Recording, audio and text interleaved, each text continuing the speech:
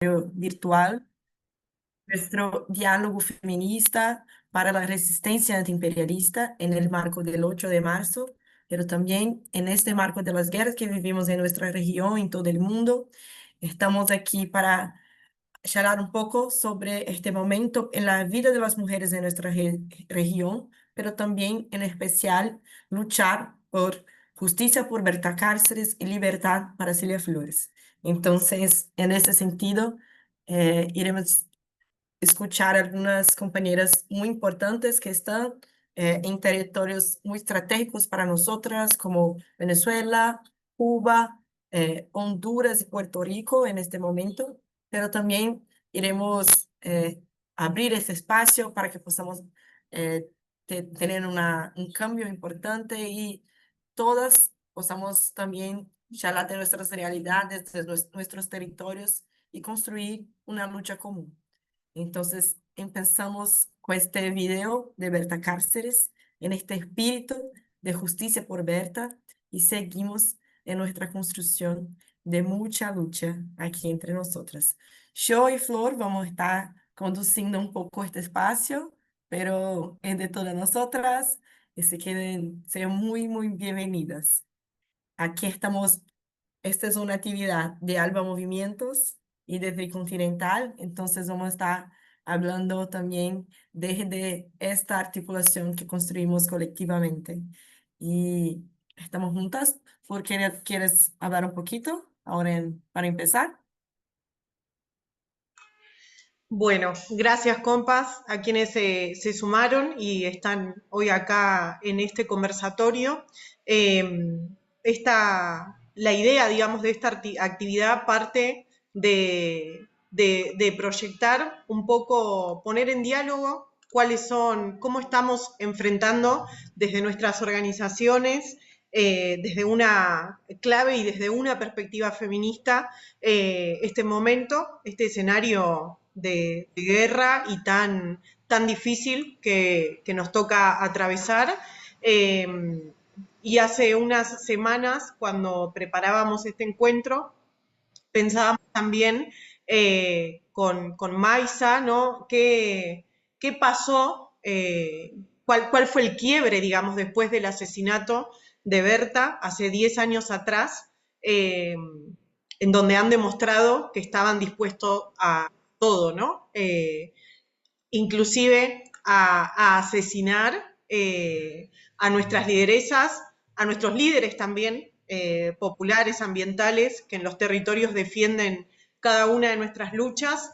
Y la semana pasada tuvimos la posibilidad también de compartir junto al COPIN, allí en Honduras, en Intibucá, en el espacio Utopía, de manera presencial, algunos compañeros y compañeras de las organizaciones que hacen parte de ALBA y de la Asamblea Internacional de los Pueblos, y fue realmente muy conmovedor, y recordar a Berta en este momento, estando ahí todas y todos, fue realmente muy fuerte, y también nos llenó de esperanza, ¿no? Un poco la consigna y el mensaje que querían transmitir nuestros compas de Copín, que nos pidieron que por favor difundamos. Nos vinimos con una serie de tareas para nuestros espacios, y una de ellas es difundir la investigación, ¿no? El año pasado se armó un grupo interdisciplinario especialista de investigación, para poder presionar a la justicia hondureña y que finalmente los autores intelectuales del asesinato de Berta, que son la familia Atala Sabla, vayan presos. Hoy todavía estas personas, hay una de ellas que está prófuga y hay otro que está en libertad. Están presos, digamos, sus autores, quienes la asesinaron, digamos, los sicarios que ejecutaron, digamos, su asesinato, pero quienes la mandaron a matar no. Y uno de los datos más relevantes que pudo investigar y traer este informe del GEI es que este asesinato estuvo premeditado, organizado, y 2 meses antes de que la mataran ya se sabía que esto iba a ocurrir, e inclusive lo sabían el gobierno hondureño, que en ese momento a través del Banco Nación de Honduras, hizo la transferencia de dinero con la que se le pagó a los sicarios que finalmente terminaron esa madrugada del 2 de marzo asesinando a Berta en su casa, con su familia allí presente, con sus hijos. Entonces, bueno, recordar todo esto a 10 años después, el mensaje que nos transmitían ahí los compas de Copín bueno, 10 años de esperanza, porque el escenario es muy desalentador, haciendo una retrospectiva, ¿no?, de lo que está pasando en nuestro continente y en el mundo. Entonces nos parecía, bueno, importante poder recuperar el legado de ella y también pensar juntas y juntes dónde estamos, ¿no?, 10 años después de ese asesinato. ¿Qué nos marcó y qué nos dejó? Y obviamente, bueno, seguir con las tareas, ¿no?, que implican este tipo de acciones, que son las que en este momento es un espacio virtual, digamos, porque estamos en diferentes partes, digamos, del continente, pero que sea también un aporte para poder discutir, para difundir, y también nos parecía muy importante invitar a la compañera Ale de Venezuela, porque cómo se reproduce, ¿no?, esa violencia política sobre las mujeres, en este caso en Venezuela con el secuestro de Cilia. También ya ahora se cumplieron 2 meses del secuestro del presidente Nicolás Maduro y de la primera dama y de la diputada Cilia. Entonces también nos parecía, bueno, importante poner en diálogo. La idea es hacer ahora un momento más expositivo, con Ale, que pueda darnos algunos elementos de lo que está ocurriendo allí en Venezuela. Después tenemos un video para compartirles de Sayonara, del Centro Martin Luther King. Saben que la situación en Cuba está muy compleja, desde el anuncio del refuerzo de las medidas de las medidas con las que está atacando y agrediendo Estados Unidos a Cuba, la falta de combustible y también la conectividad por la crisis energética que está atravesando la isla. Es muy difícil que las compas se puedan conectar. Habíamos invitado a Yanisca, Yani iba a participar, pero no puede porque lamentablemente no puede ni siquiera comprar datos para poder conectarse a un Zoom, a una actividad virtual que le va a consumir todos los datos que necesita para poder trabajar durante todo el mes. Entonces, la situación en Cuba está muy compleja, muy, muy difícil, y bueno, y es parte de este plan horroroso al que nos está sometiendo el imperio yanqui, y en el que quiere ver totalmente, ¿no? Los compas de Cuba lo mencionan todo el tiempo. Ellos hablan de un genocidio silencioso, así que la idea también es compartirles este mensaje de Sayonara. Y por último, invitamos a la compañera Wendy de Honduras, de la Vía Campesina también, para que desde Centroamérica también pueda compartirnos desde una perspectiva feminista cómo podemos comprender, ¿no?, tener algunos elementos también de análisis que nos permitan comprender la situación, y también entender cómo se ponen en diálogo nuestro feminismo, nuestra resistencia, ¿no? Cómo resistimos para proteger nuestros territorios y para salir un poco de esta situación, y la idea es esa, compas. Así que le doy la palabra a la compañera Ale, y gracias, Solo un gracias. momento, antes, solo un momento. Yo vi que tenemos companheiras de Brasil, vou falar português. Companheiras, a gente tem tradução aqui, tá? Bueno, Então, compañeras, tenemos traducción, interpretación aquí. Hay ahí una opción de traducción. Pueden opcionar por portugués o en español. Entonces pueden hablar en la lengua que prefieren, portugués o español. Y quando estuvieran hablando en portugués, hay interpretación para español también. Aquí abajo hay un globito escrito interpretación, ¿ok? Ale,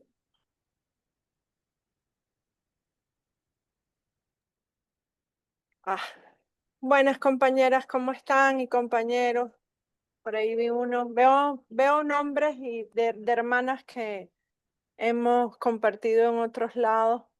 Muchísimas gracias por estar aquí y muchísimas gracias también por toda la solidaridad que hemos recibido como mujeres venezolanas en el pueblo y como pueblo a partir desde el 3 de enero hasta los momentos. Bueno, hemos recibido muchísima solidaridad de ustedes durante estos 28 años de revolución bolivariana y de verdad en estos momentos hay que resaltar que mucho, mucho, mucho vale, mucho llega recibir ese abrazo solidario, recibir saber que no estamos solas, que no estamos solos, que no estamos soles y que en alguna otra parte del planeta hay alguien que está pensando en nuestro pueblo y buscando, sabemos que también desesperadamente las maneras de acompañarnos, las maneras de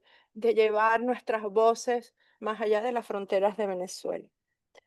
Em, el símil que yo he encontrado para describir este momento que vive Venezuela, que es bastante incomprensible por la mediática internacional, no solo para nosotras acá adentro, sino también para ustedes allá afuera, Entre es os que acadêmicos, mas para vocês também, aqui nesse Venezuela está siendo obligada a convivir con el macho violador, el macho golpeador. Lo que pasó el 3 de enero y lo que estamos viviendo después es eso, o sea, estamos siendo obligadas por las bombas, por la amenaza constante de tener que aceptar lo que nos dicen desde el norte. Y es una situación muy compleja, ¿no?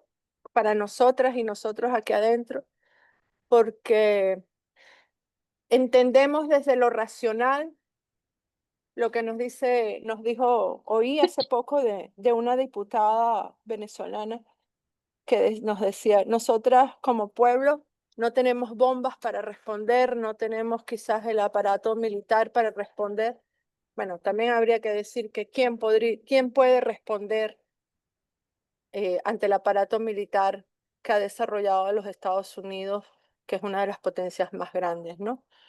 Y nuestro gobierno ha optado por llevar la resistencia y la lucha hacia un lugar donde sí tenemos herramientas, que son las herramientas del diálogo, de las ideas, de la discusión política, el ámbito de la diplomacia. Entonces, estamos en este momento, y así lo siento yo, y lo sienten muchas compañeras, pues obligadas a convivir con el macho violador, quien nos bombardeó, que nos tiene todavía bajo amenaza, porque hay que decir que el Caribe sigue militarizado, el Caribe sigue teniendo presencia militar norteamericana. Todavía después de los bombardeos del 3 de enero fue vaporizada, acabada una lancha civil, fueron víctimas, hay unas personas de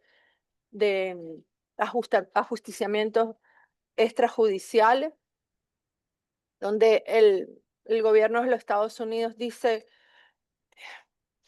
es indignante, porque lo dicen con una sonrisa, que acaban con narcotraficantes, pero o sea, no tienen nada, simplemente tiran bombas y lo publican y ya. En el Caribe han muerto más de 180 personas en estos asesinatos extrajudiciales. En Venezuela, aparte de los daños materiales, perdimos a más de 100 compatriotas. También vivimos con dolor el asesinato. Intuimos que fueron también ajusticiados los valientes compañeros cubanos que nos acompañaban y protegían al presidente. Nuestro corazón, compañeros de Cuba, quienes nos oigan, de verdad, está absolutamente roto por esa noticia. Y eso. También les tengo que decir que en el contexto de guerra cognitiva, de guerra a nuestra moneda, está vigente. Venezuela sigue siendo víctima de más de 1000 medidas coercitivas unilaterales totalmente ilegítimas. ¿Ve? Las sanciones contra las petroleras que supuestamente se levantan y se cacarean por el mundo del norte, abren el negocio y no sé qué del petróleo, es pues nada más, es para algunas empresas norteamericanas que tienen vínculos con este señor. Seguimos, y en ese contexto, el pueblo venezolano y las mujeres venezolanas, pues, hemos decidido seguir andando, pues, que es como sabemos hacer las cosas. Yo lo digo, por ejemplo, yo comparto con unas compañeras en una cooperativa de mujeres. A Caracas la bombardearon el 3 de enero y ya el 12 de enero la cooperativa nos reunimos un poco para contarnos, un poco para saber cómo estamos, un poco también para saber cómo vivimos esa madrugada, que la vivimos de diferentes lugares, compañeras que perdieron familiares, una compañera de la cooperativa, una bomba le cayó a la casa de su tía y su sobrina, y ahí pues desaparecieron.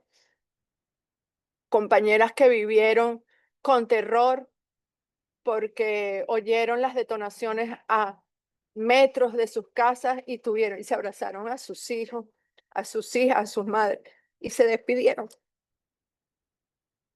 ¿Ves?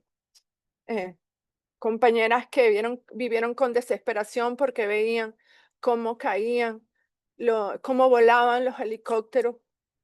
Se hablan de números que son realmente increíbles. Se hablan de más de 180 aeronaves que sobrevolaron la capital de Venezuela y el estado Miranda, mientras un pueblo estaba dormido y un pueblo que hay que subrayarlo, o sea, Venezuela jamás en su vida republicana ha hecho la guerra. Nosotras, en nuestros 200 años de independencia, hemos construido y hemos trabajado para la paz. Las medidas coercitivas unilaterales en este fin de semana, en el cual recibimos la visita de 150 hermanas de diferentes partes del continente para conformar la Brigada Internacional por la Paz Cilia Flores.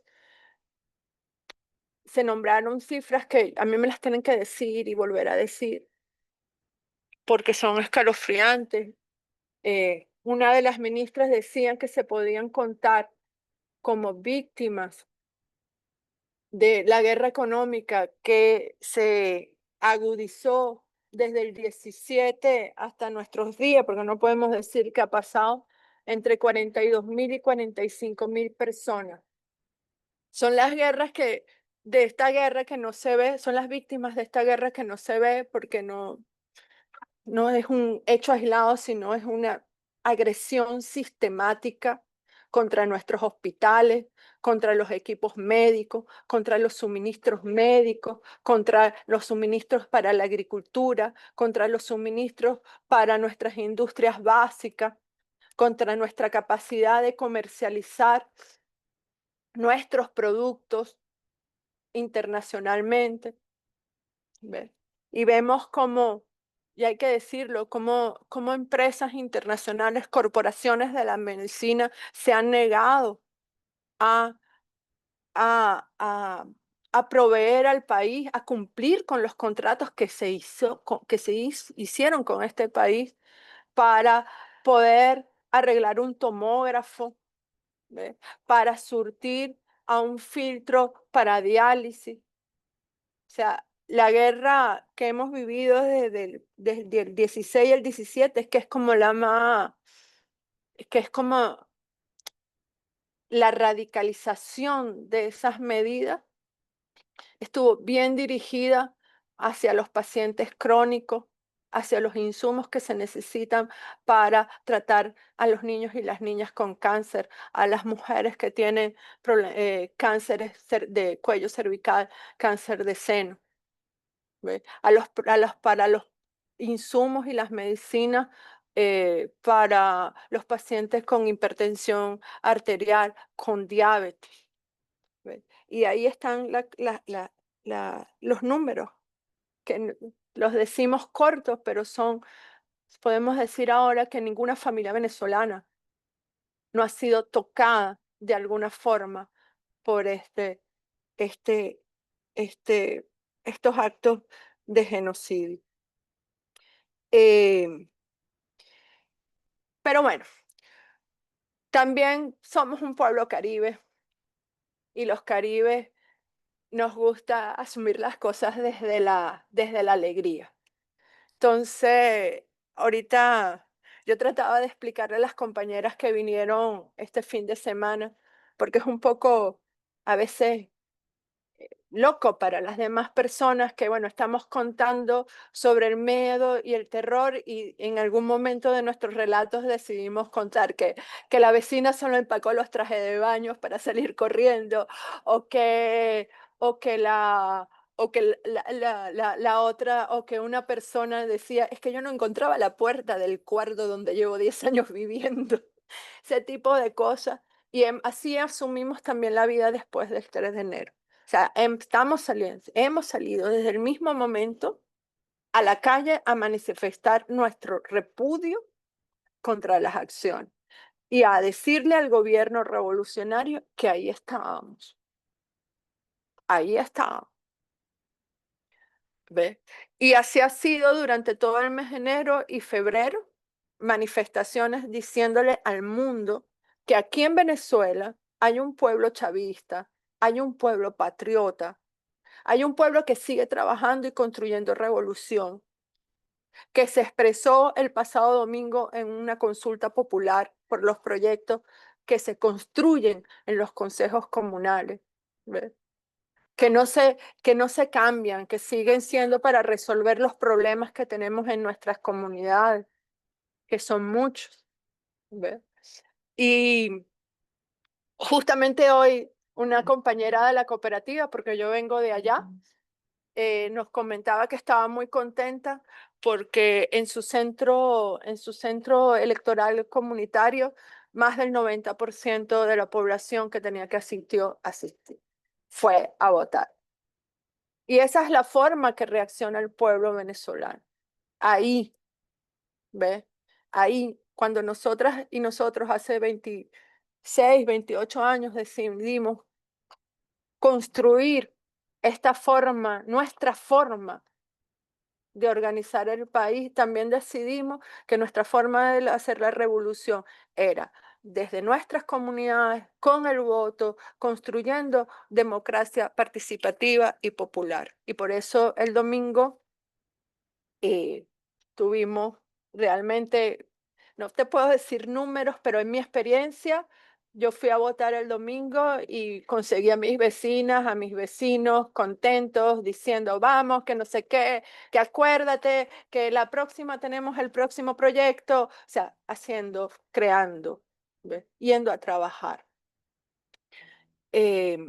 Con respecto a la compañera Cilia, que me han pedido también que hable, la compañera Cilia Flores es más que la compañera de vida del presidente legítimo de Venezuela, Nicolás Maduro. La compañera Cilia Flores se sumó a hacer la revolución en los 90, ¿ve? Asumiendo la defensa de Chávez. La compañera Cilia fue la primera mujer que presidió nuestra Asamblea Nacional.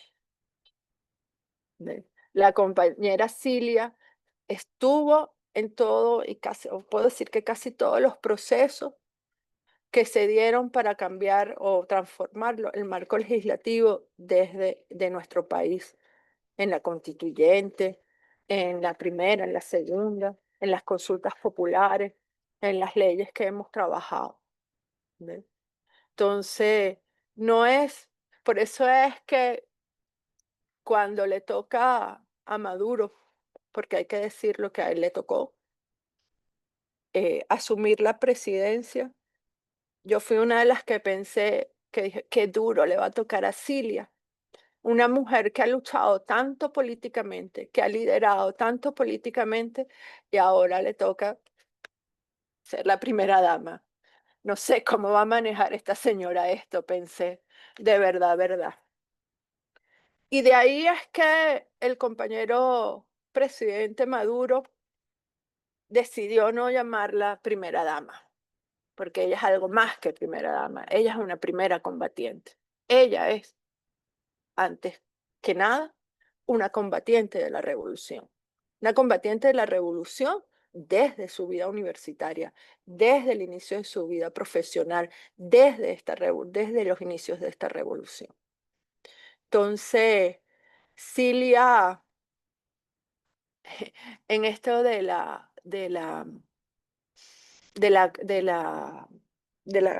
brigada internacionalista que que nos visitó, pusieron un video con las fotos de Cilia y uno la ve chiquita, compañera. Una vez la ve luchando, jovencita, jovencita, muchacha. ¿Ve? Y eso hay que rescatar y hay que resaltar. Pedir la liberación de Cilia y resaltar su papel en la revolución bolivariana, no como la compañera, sino como la revolucionaria que es, como la combatiente, es un deber que tenemos como mujeres femeninas. Estoy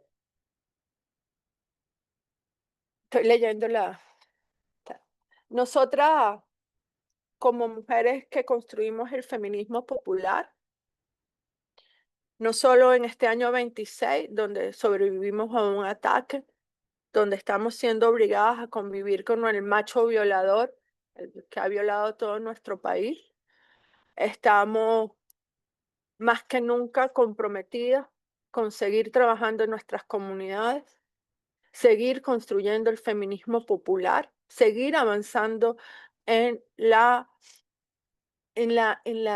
construcción y en la reflexión necesaria para hacer ese sujeto político llamado mujer, pueblo venezolano, más fuerte que nunca. Y es así que, por ejemplo, organizaciones como Tinta Violeta, donde yo también participo en lo local, en estos momentos está desplegada en 5 estados. En este febrero estamos desplegadas en 5 estados, reflexionando con las compañeras de las comunas sobre qué entendemos como feminismo popular, cómo leemos este contexto, cómo resistimos a este contexto, sin postergar nuestras luchas, ¿ves? Sin postergar nuestras transformaciones y banderas como movimiento. Y hay que decirlo también, que vivimos tiempos muy oscuros. Vivimos tiempos muy oscuros porque, ¿se acuerdan aquella cosa que decía que el aleteo de una mariposa en el Pacífico puede ser un terremoto en las Américas? Pues, ¿se acuerdan de la teoría del caos? Hoy más que nunca estamos viviendo, podemos verlo en la geopolítica. El bombardeo de Venezuela está ligado al bombardeo y a la arremetida en Irán, ¿verdad? Era un paso previo.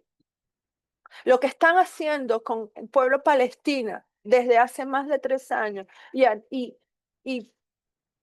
destruyendo toda la región del Asia más occidental, tiene que ver con este momento que estamos viviendo ahorita.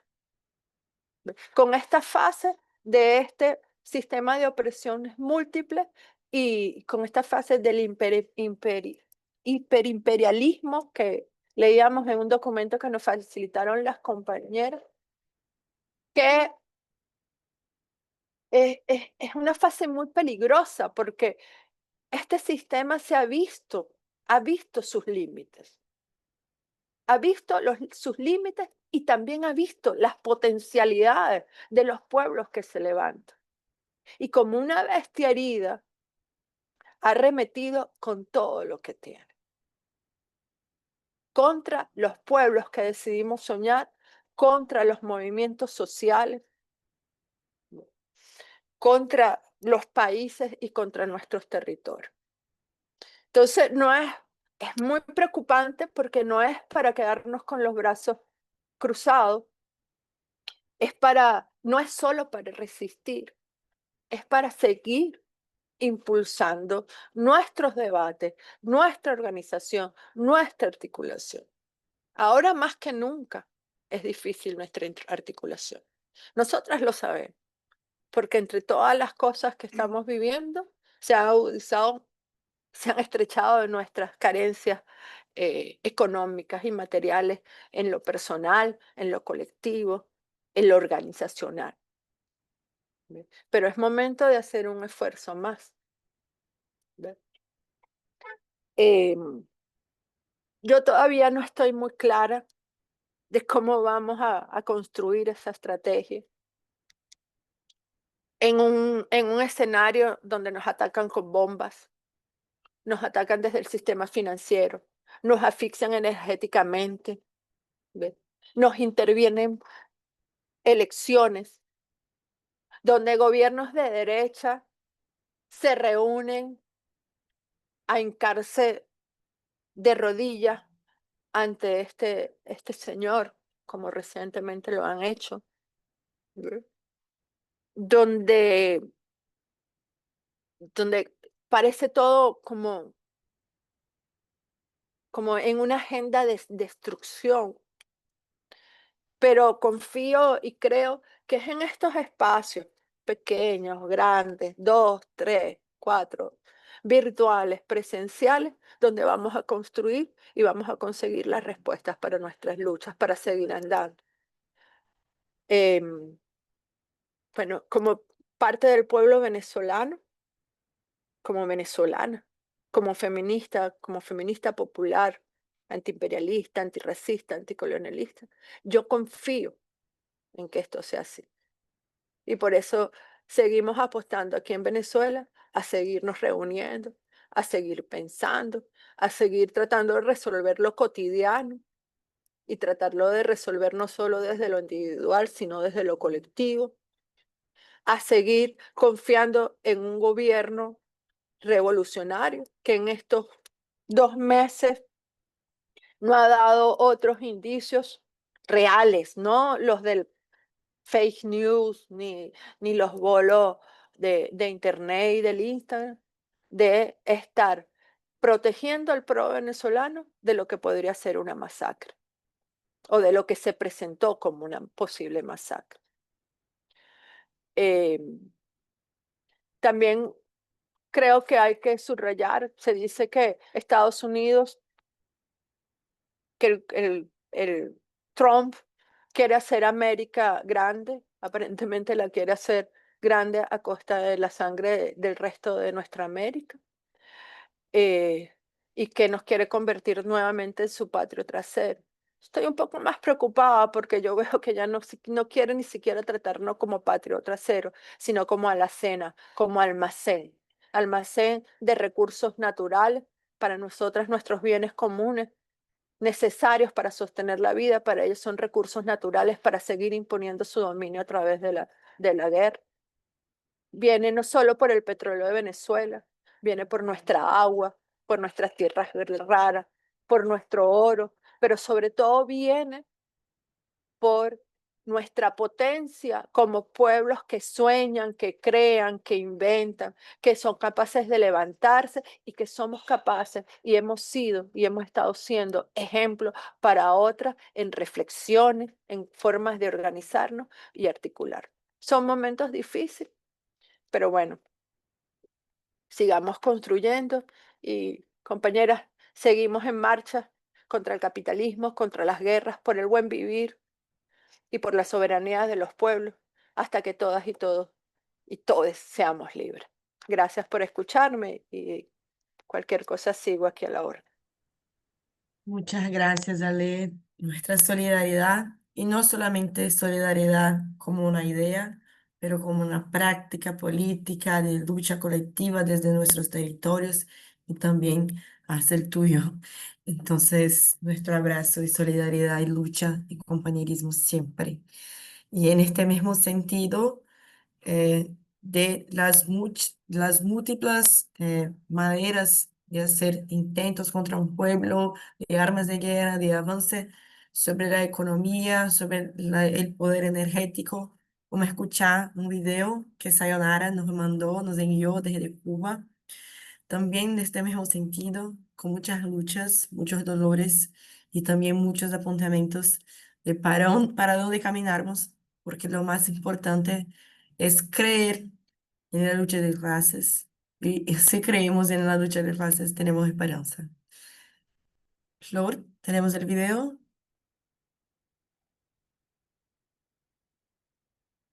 Buenas tardes, compañeras. Es un gusto saludarles desde La Habana, Cuba, desde nuestra sede del Centro Martin Luther King, integrante de la articulación de movimientos sociales hacia el ALBA, también de la Marcha Mundial de Mujeres.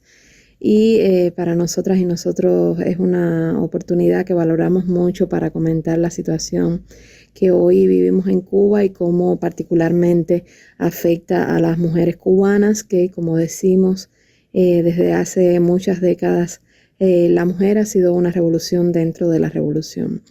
El decreto presidencial de Donald Trump, el que entró en vigor el 30 de enero de este año, decretando una situación de emergencia nacional en los Estados Unidos debido a la supuesta amenaza para la seguridad de ese país que representa a Cuba. Ha dado, digamos que, una señal de profundización de la política agresiva que históricamente durante los años de revolución ha tenido el gobierno de los Estados Unidos contra Cuba. Y el bloqueo petrolero, que es lo que en definitiva se trató, ese decreto presidencial ha incrementado los desafíos, pero también ha profundizado las carencias del pueblo cubano, porque ha limitado casi al extremo el acceso de nuestro país a los recursos energéticos, que ya sabemos lo que significa para la vida cotidiana de la gente. Y eso para las mujeres cubanas, por supuesto que nos ha incrementado los desafíos, las dificultades. Las mujeres que somos por un poquito mayoría de la población cubana, pero que aunque hemos tenido muchos avances con las políticas de justicia, de equidad, de igualdad que ha llevado a cabo la revolución, pero todavía cargamos una parte importante de la vida cotidiana de nuestras familias, de las responsabilidades en las instituciones, en las organizaciones sociales. Y esta situación que atraviesa nuestro país, que no es más que una profundización, una situación límite en el bloqueo y todas las restricciones que ello significa para Cuba, pues pone desafíos cotidianos, empezando, por ejemplo, con los largos apagones que están sufriendo nuestro país, no solo desde el 30 de enero, porque es una situación que ya veníamos enfrentando en algunas regiones y territorios de Cuba, incluso hace más de 3 años, debido a la propia configuración del sistema energético nacional, las propias restricciones que ha puesto históricamente el bloqueo para que Cuba acceda a los recursos y a las fuentes de financiamiento internacional. Pero sin dudas el ataque contra Venezuela, que era el principal suministrador de combustibles a Cuba el 3 de enero de este año, pues agudizó y agravó mucho el acceso de nuestro país a los recursos como el combustible.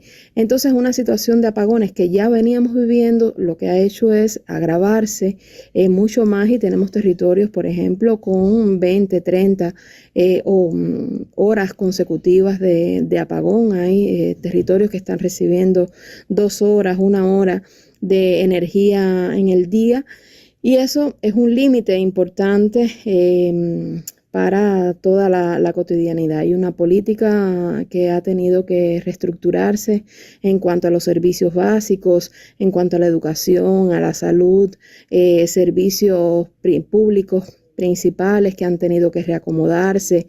Las industrias en su mayoría están paralizadas, y eso por supuesto no solo afecta a la economía en general, la economía nacional, sino también la economía familiar, porque aunque hay políticas de protección para las trabajadoras y los trabajadores, pero hay muchos de ellos que están en este momento en una situación de interrupción y económicamente eso tiene un impacto bastante negativo en las familias y en las mujeres en particular. Genera una condición de precariedad mucho mayor. Y al haber estas dificultades también, por ejemplo, en la llegada a las escuelas, porque el transporte está muy difícil, en zonas, por ejemplo, rurales se hace casi imposible trasladarse porque no hay en qué. Las mujeres entonces nos sobrecargamos mucho más de lo habitual, nos sobrecargamos por ejemplo, con los cuidados de los hijos. Es muy difícil en este momento acomodar la vida cotidiana, los tiempos, las energías que tenemos que dosificar en el día para cubrir nuestras labores sociales, nuestras labores profesionales y nuestras labores domésticas. Entonces yo creo que ese es uno de los principales desafíos que tenemos hoy. A nivel, digamos, familiar, a nivel de nuestros hogares, pero esos son desafíos que se incrementan, también que se agudizan con el tema de los cuidados para las personas que tienen, por ejemplo, ancianos, ancianas a su cuidado, personas con enfermedades críticas, crónicas, incluso niñas y niños que tienen que permanecer hospitalizados o en las casas. O sea, en estas condiciones, en estas circunstancias, pues esas labores de cuidado, por supuesto que se hacen mucho más difíciles, más complejas. Y esa complejidad no solo nos afecta desde el punto de vista económico, sino sobre todo desde el punto de vista emocional, desde el punto de vista del tiempo, de la energía físico, de la salud mental de los propios cuidadores y las cuidadoras principalmente, que somos mayoría todavía en el país, las mujeres cuidadoras, aunque hay muchos hombres incorporados a las labores de cuidado en nuestra familia, pero esa es una labor que todavía sigue recargándose en la mujer y que en estas circunstancias se hace mucho más compleja, se hace mucho más grave garantizar todas las condiciones necesarias para un cuidado digno a las personas que lo necesitan, empezando por nuestros hijos, por nuestras hijas, nuestras madres, nuestros abuelos ancianos. Realmente, aunque ha habido una política también de protección, y eso que yo creo que es importante recalcarlo, como aún en estas difíciles circunstancias el Estado cubano ha acomodado los pocos recursos de los cuales dispone, lo que está entrando de la solidaridad internacional, las reservas económicas que había en el país, se han ido distribuyendo de manera paulatina y dosificada, protegiendo también los sectores más vulnerables que se agrupan, digamos, en tres clasificaciones, que han sido los niños y niñas, las mujeres embarazadas y los ancianos. Han sido los tres públicos privilegiados para recibir la ayuda material que ha estado entrando a Cuba y lo que se está pudiendo generar con muchas dificultades, es la verdad, en el sistema de producción mismo nacional, local, a nivel comunitario, a nivel de los territorios. Y esto, por supuesto, pone muchas dificultades también a la cotidianidad, a nuestras familias, pero con la claridad de que se están protegiendo los sectores de población que son más vulnerables y el esfuerzo que se está haciendo por sobrevivir, por resistir de una manera firme, que es la posición que hasta ahora tiene nuestro país, o sea, resistir el bloqueo, generar soluciones internas a las dificultades que hoy tenemos. Pero hay que decir que eso también tiene un costo físico, emocional, para la salud, para las relaciones sociales, para los tiempos, para las dinámicas de vida cotidiana de un país, de una familia, de una comunidad que han tenido que ser ajustado. Por eso hay que leer el bloqueo en su integralidad como una política genocida, porque afecta a todo un pueblo, no a sectores específicos. El bloqueo no afecta a nombres, ni afecta edades, ni afecta géneros, pero sin dudas las mujeres ahí llevamos una parte de desventaja en la que hay que insistir y visibilizar. Un desafío que es también, por ejemplo, para las mujeres dirigentes que ocupan un número significativo en Cuba, o sea, una cifra importante de mujeres dirigentes a todos los niveles en Cuba, son mujeres que asumen sus responsabilidades políticas o de gobierno, también en medio de todos estos desafíos para la vida, que son desafíos que tenemos la mayoría de las familias cubanas hoy. Sin embargo, hay que decir también que las mujeres hemos demostrado en estas circunstancias nuestra capacidad igual de generar redes de solidaridad, de apoyarnos entre nosotras y a otros.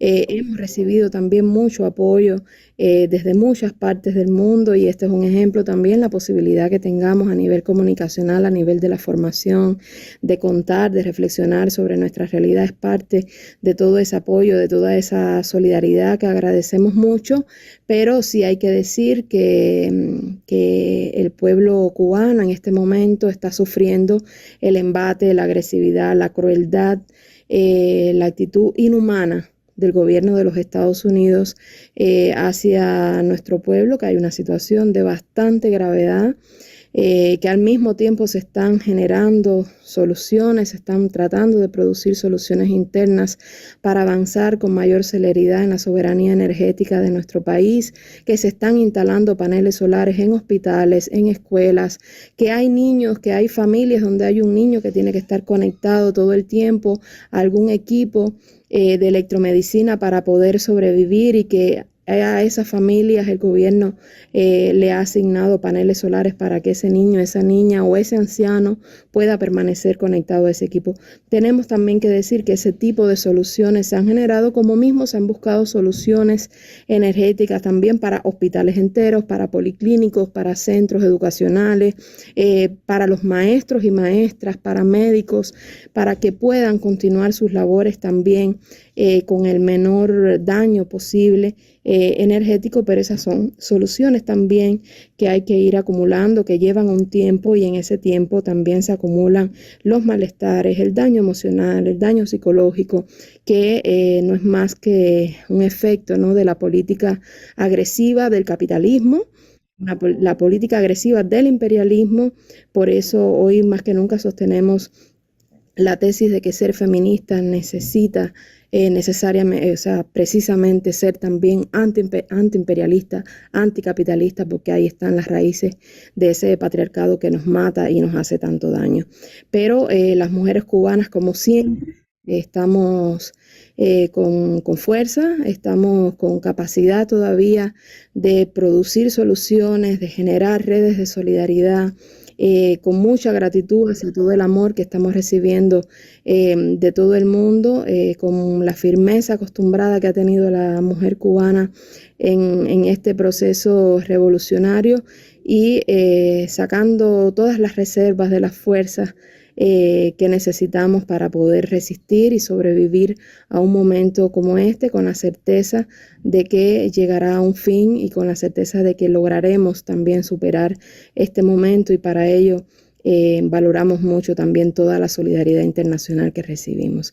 Entonces, compañeras, les dejo un abrazo esperanzado aún con estas dificultades, con estas situación que estamos viviendo, pero no perdemos las esperanzas también de que pueda tener un fin esta situación y que podamos superar, sobrevivir y continuar adelante con nuestro proceso de emancipación que sin dudas tiene que contener también las políticas de justicia y la emancipación, seguir avanzando en el camino de la emancipación de las mujeres. Un abrazo a todas compañeras desde La Habana.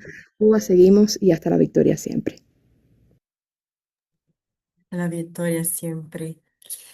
Este fue el mensaje de nuestra compañera Sayonara.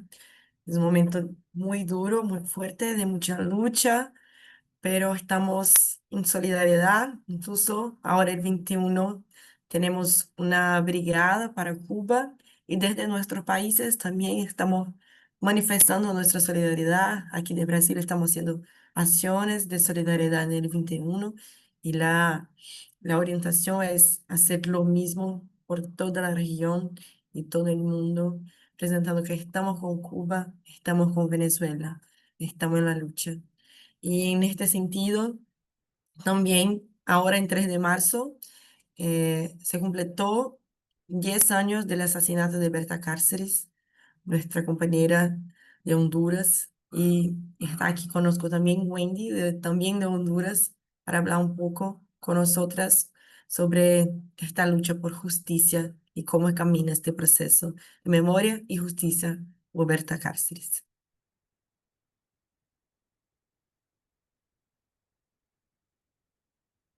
Wendy, ¿estás Hola, ahí? hola, Hola, ay, te que me escuchamos. había desconectado. Bueno, compañeras, primero quiero iniciar enviando un abrazo grande a nuestras compañeras de Venezuela, a las compañeras de Cuba, porque nos duele también lo que el imperialismo les ha estado haciendo, pero bueno, tenemos que levantar fuerzas, como decía eh, Alejandra y Sayonara. Ellas la están viviendo mucho más difícil, pero vamos a resistir, pero también vamos a soñar y vamos a tejer esos cambios que necesitan nuestro pueblo. Bueno, me han puesto una tarea difícil después de escuchar a Alejandra y a la compañera cubana. Yo creo que todas debemos de imaginar que cualquier día, cualquier momento, cualquier rato, esto puede pasar en nuestros países. No podemos decir eso está lejos de pasar en nuestra patria. Eso es importante que tomemos conciencia y que reforcemos la solidaridad entre los pueblos, porque esa es la esperanza que tenemos que tener siempre para tejer. Y desde esta Honduras, desde la región centroamericana, yo creo que, como decía Alejandra, hay un ataque, ¿verdad?, imperialista, un ataque que la gente no magnifica a dónde podemos llegar, ver la guerra, ¿verdad?, de la noche a la mañana, lo que le hicieron a Venezuela, lo que le están haciendo, ¿verdad?, allá en el Medio Oriente, la reactivación de la guerra, tiene que ver mucho con el tema de nuestros territorios, lo que hemos, como decir, que lo que hemos tenido en bienes naturales, que para nosotros son los medios de vida, pero es una convivencia en armonía con los territorios. Para Estados Unidos es una forma de control imperialista. Yo creo que hoy más que nunca debemos magnificar las cosas que pasan en nuestro país. Ustedes saben, nosotras en Honduras el año pasado estuvimos en un proceso de elecciones, un proceso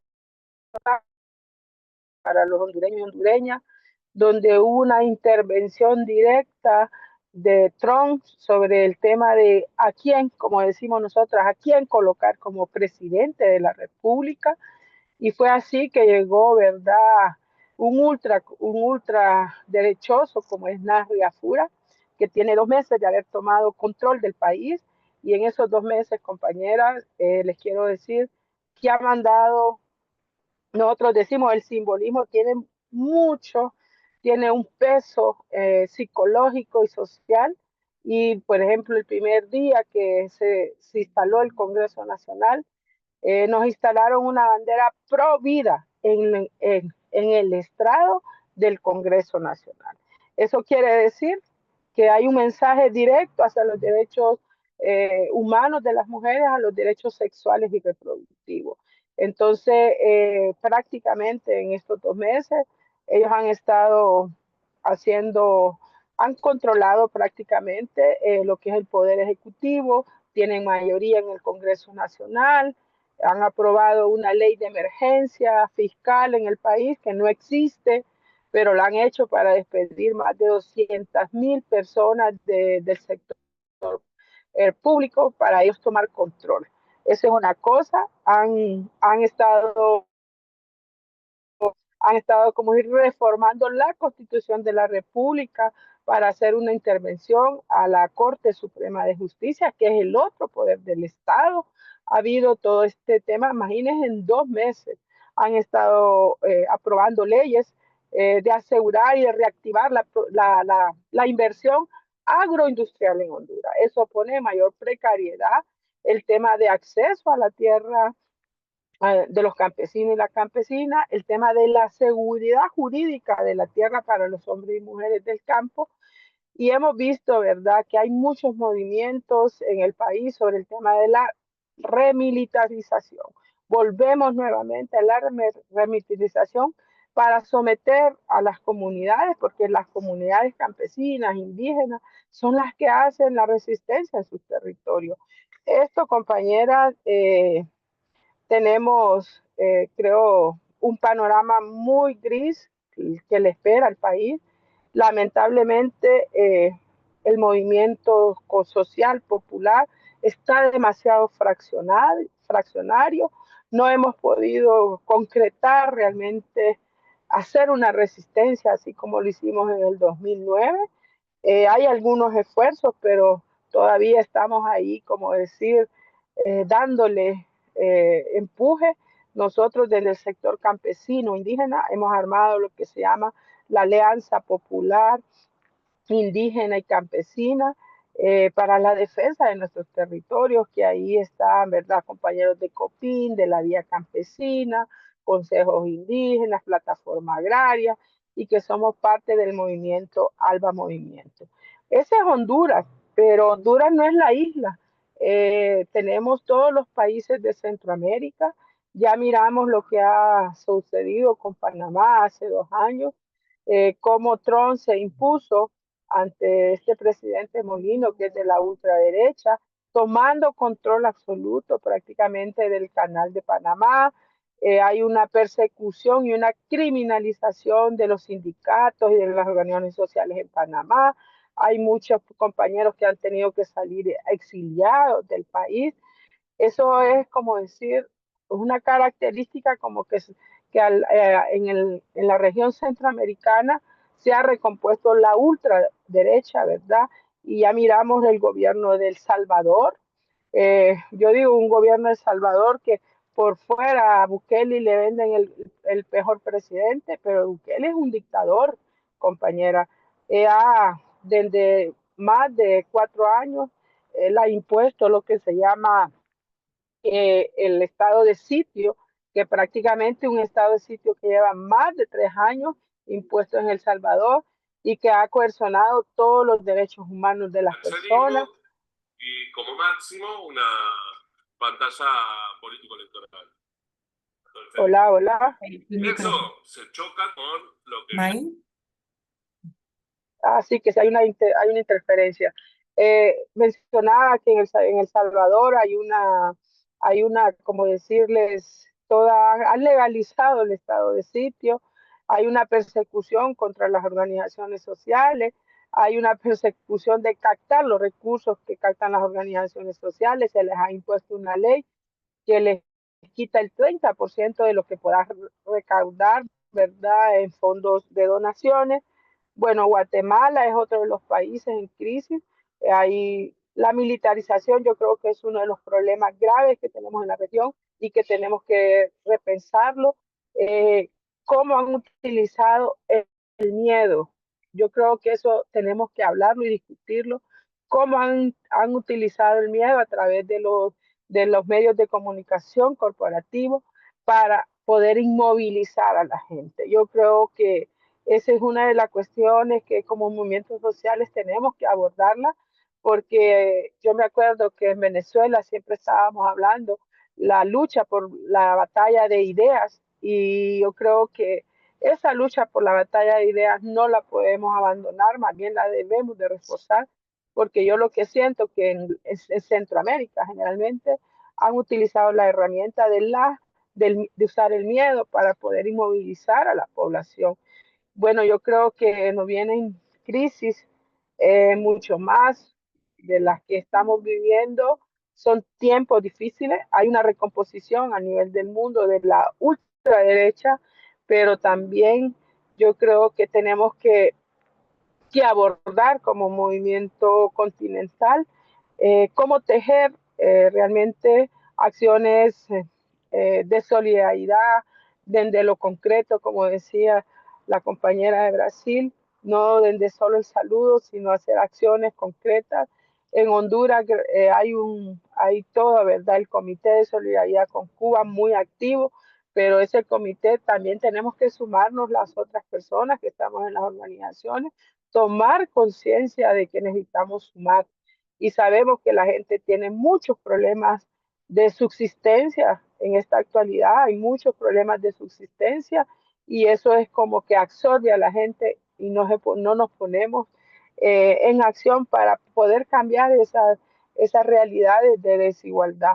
Está difícil la situación, pero yo creo que tenemos que recomponer y seguir tejiendo, no siempre con los mismos, hay que tejer también con otras sociedades, con otros compañeros y compañeras de las comunidades que no se involucran en la parte organizativa. Tenemos que hacer un trabajo de sentar bases de organización, profundizar en la unidad en lo concreto, desde la necesidad de la gente. Nosotras, a pesar de eso, de todas esas dificultades que miramos, estamos tejiendo entre nosotras las mujeres, porque, como decía una compañera, estar en una organización es lo que me ha permitido salvarme de la violencia, salvarme de vivir excluida, salvarme de no tener tierra. Entonces, nos toca profundizar en la organización, pero también nos toca tejer entre nosotras y con otros, porque de lo contrario no vamos a poder hacerle frente a lo que estamos viviendo prácticamente a nivel del mundo, compañeros. Así que desde esta patria les mandamos esa fuerza, seguimos tejiendo y yo creo que debemos seguir tejiendo fino, como decimos popularmente, y sobre todo tenemos que luchar. Yo sí he hecho una reflexión que todo el mundo se está trincherando y yo tengo una preocupación que la quiero compartir con ustedes. Hay muchas organizaciones populares que los compañeros varones se atrincheran hacia ellos, pero excluyen a las mujeres. Y yo creo que no es tiempo de excluir a nadie, es tiempo de unidad, es tiempo de tejer entre nosotras y creo que hay que hacer una reflexión con los compañeros varones de ese atrinchamiento que ellos hacen ante la crisis. Creen que acaparar las cosas, los recursos de las organizaciones o lo poco que llegue a las organizaciones, eso les va a salvar. Eso no les va a salvar, más bien están creando, hay que apostarle porque tengamos esa unidad entre hombres y mujeres, tejemos, que ya es tiempo de que dejemos, ¿verdad?, que los compañeros construyan al par de nosotras y no sigan practicando desde la hegemonía del patriarcado y del machismo. Es hora de despojarnos del individualismo para poder construir desde la colectividad. Ahí me quedaría, compañeras, y un abrazo fraterno para todas y todos.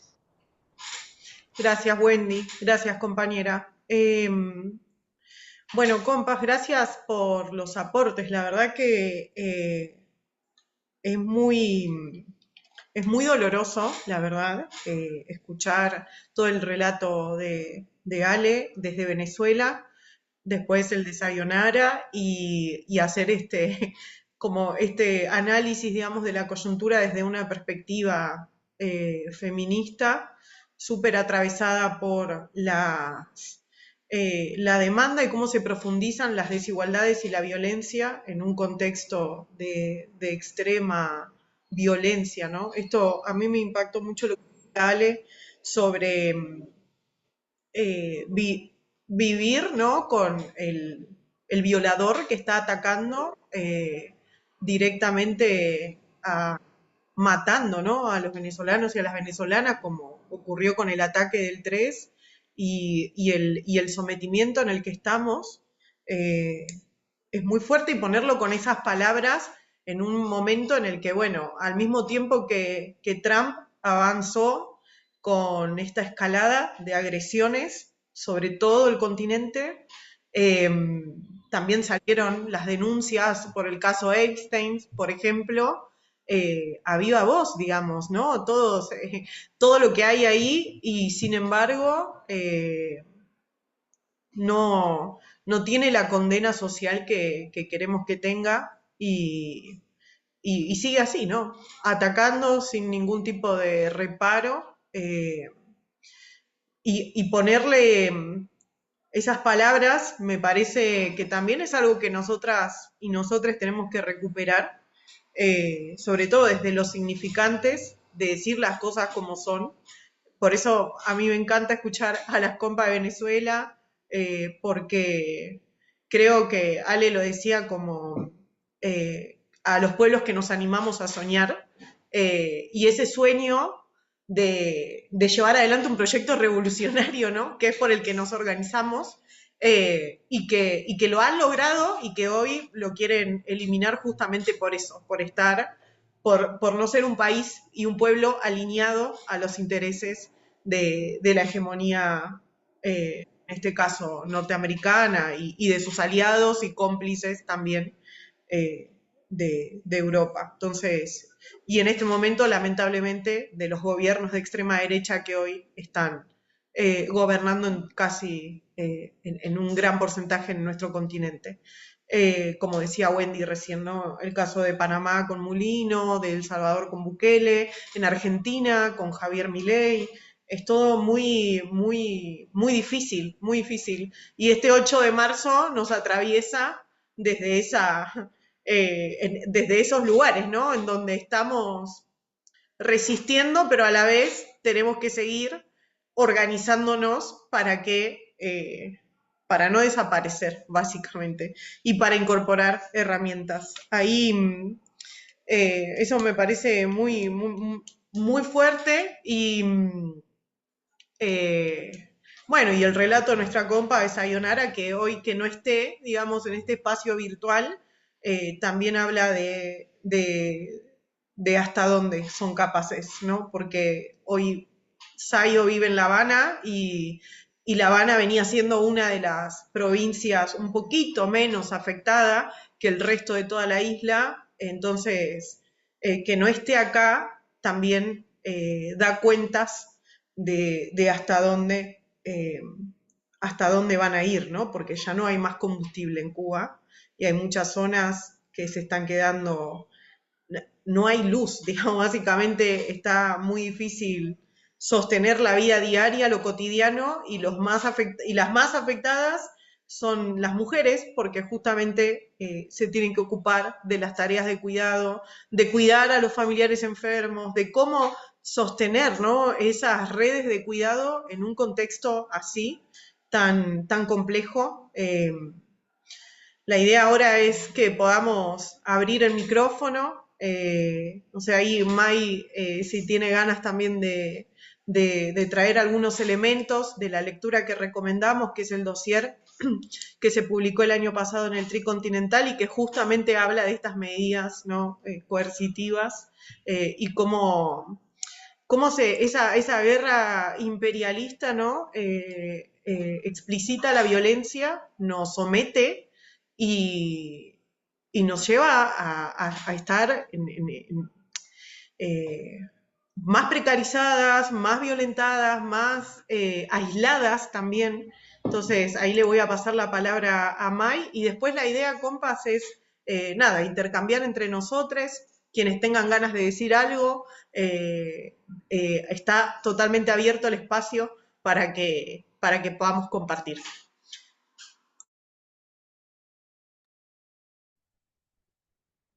Bueno, primero mandarles un gran abrazo a todas las compañeras de Venezuela, de Honduras, de Cuba, que, bueno, nada, que están resistiendo toda esta embestida tremenda del imperialismo y bueno, que todos los días nos dan ejemplos revolucionarios, ¿no?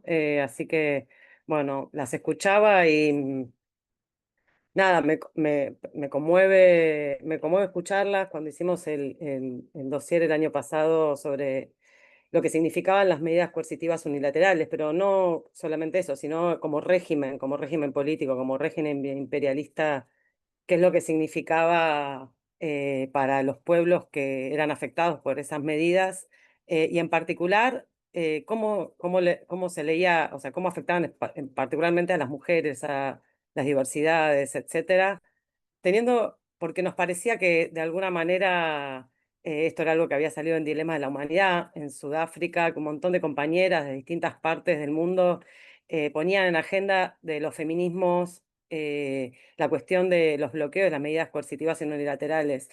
Y pensando nos parecía que era interesante algo que desde los feminismos del Cono Sur no están en el centro de la agenda, ¿no?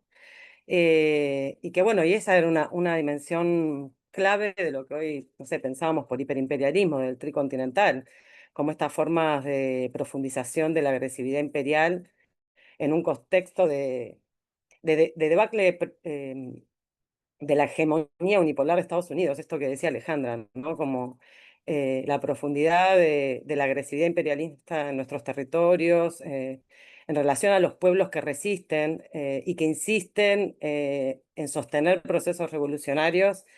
Esa agresividad imperialista se profundiza y que eso tiene un tiempo que, en verdad, lo que sucedió el 3 de enero me parece que termina de poner eso en el centro de la escena, pero que si uno pudiera pensar, lleva mucho tiempo, ¿no? Y que quizás en la región latinoamericana este es como un eslabón más de una radicalidad y una profundización de la agresividad imperialista en nuestra región. Y que quizás también pensaba mientras las escuchaba que el asesinato de Berta, el asesinato de Mariel, la intervención de Estados Unidos en Venezuela, la profundización de las medidas coercitivas unilaterales en los países que resisten y que resisten el sometimiento, digamos, ¿no? Y que sostienen procesos revolucionarios y que movilizan a sus pueblos para sostener esos procesos. Todo eso viene conectado, digamos, ¿no? O sea, pensaba en las conexiones, que no fueron hechos aislados, sino que fueron distintos momentos de un proceso de más de una década de agresividad y refuerzo imperialista, y y cómo eso afecta, profundiza y sobre todo el patriarcado, esto que mencionaban, ¿no? Sobre la desorganización de la vida en su conjunto, sobre los efectos que tiene en las condiciones de la reproducción social, en cómo eso recarga un conjunto de tareas que llevan adelante mujeres, cómo se destruyen infraestructuras públicas y comunitarias, ¿no? Cómo desorganiza la vida y en ese sentido, cómo este refuerzo imperialista, cómo el hiperimperialismo es en verdad una profundización también del patriarcado, ¿no? Y que en ese sentido pensar la guerra imperialista hoy que se despliega en todo el mundo, veíamos que las medidas coercitivas unilaterales, los principales países eran todos esos que estaban resistiendo a, a la política y al régimen que quieren poner el imperialismo. Era Venezuela, era Cuba, era Irán, Irak, eh, China, digo, ¿no? Como, y que en el fondo lo que viene sucediendo desde hace 10 años y que conecta el asesinato de Berta con el de Mariel, es la búsqueda de disciplinamiento y la búsqueda de control y profundizar la lógica de hacer de nuestra región el patio trasero de Estados Unidos, ¿no? Y de controlar todos nuestros recursos naturales, nuestros recursos estratégicos, y profundizar las lógicas de inhumanidad, de crueldad, de sometimiento y de muerte, digo, ¿no? Porque esto es lo que está en el fondo de la cuestión. Y ahí me parece que también yo lo conecto mucho con no sé, con el último ciclo de movilización social feminista. No surge en cualquier momento. Me parece que los feminismos populares, que son los que en nuestra región encarnaron esos procesos, no siempre los más visibles, pero son los que construyeron la fuerza de esos procesos de la última década de movilización social feminista que fue internacional, pero que en nuestra región tuvo un impacto, también estaba leyendo esta profundización del imperialismo, que estaba leyendo la agresividad del capitalismo, la profundización de la explotación, el saqueo extractivista, digamos, ¿no? Y que estaban dispuestos a todo, estaban dispuestos a asesinar a los líderes que resistían a ese saqueo extractivista, estaban dispuestos a asesinar a quienes denunciaban y buscaban discutir las lógicas de control de las economías ilegales en nuestros territorios, estaban dispuestos a asesinar a los pueblos que resisten para someterlos, para disciplinarlos, ¿no? Con una perversidad total que es, que un poco el feminismo lo sabe esto hoy, ¿no? Porque las nuevas derechas hacen lo mismo desde otro lugar, que es el invertir al culpable, ¿no? Lo que plantea el imperialismo es que los países que son afectados por las medidas coercitivas son los culpables de esas medidas que ellos imponen, ¿no? Generan chivos expiatorios y no se hacen cargo de que son los responsables. Y me parece que las extremas derechas hoy, levantando y profundizando toda la perspectiva conservadora, fundamentalista, en contra del lenguaje inclusivo, en contra de los derechos conquistados, en contra de las diversidades, ¿no? La diversidad en términos sexuales, en términos identitarios, pero también la diversidad en términos políticos. Es decir, la diversidad de decir, quiero construir un proyecto diverso a la que el capitalismo me propone, a la que el imperialismo me propone, digamos, ¿no? Aniquilar todo eso me parece que es parte del mismo plan y que en estas dos formas, el de tanto la agresividad imperialista a través de la violencia directa, como las medidas coercitivas, como la injerencia territorial, como la ocupación territorial, etcétera, como estas extremas derechas que también se extienden en toda la región, son parte del mismo régimen político, ¿no? Del régimen político del imperialismo y que a mí lo que me pregunto es cómo hacer dialogar estas agendas, digamos, ¿no? Cómo interpelar a los feminismos populares que hoy están siendo arrasados por las políticas de las extremas derechas, que son las políticas del gran capital, digamos, de las corporaciones, del imperialismo, etcétera.